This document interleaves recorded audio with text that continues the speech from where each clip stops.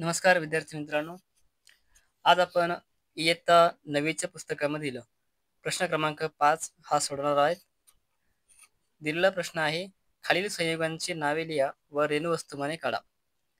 पहिला आहे Na2SO4 म्हणजेच सोडियम सल्फेट.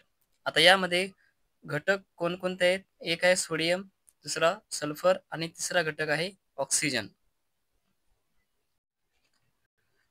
रेणुवस्तुमान म्हणजे काय? तर त्यामध्ये असणाऱ्या घटक अणुवस्तुमानांची बेरीज. यामध्ये आहे सोडियम. तर सोडियमचं अणुवस्तुमान आहे 23 गुणिला सोडियमची संख्या आहे 2 अधिक सल्फर अणुवस्तुमान आहे 32 गुणिला सोडियमची संख्या एकच आहे.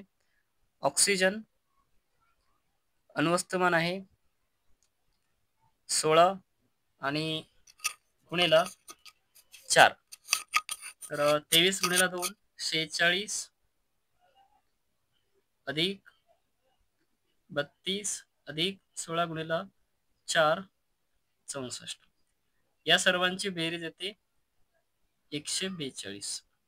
142 यू म्हणजेच डाल्टन. आता बघूयात पुढचा क्वेश्चन. K2CO3 म्हणजेच पोटॅशियम कार्बोनेट.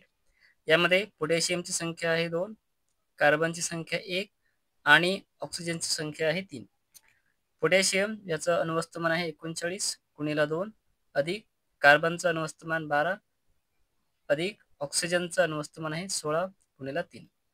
39 गुणिला 2 म्हणजेच 78 अधिक 12 अधिक 48 बरोबर यांची बेरीज येते 138 डाल्टन.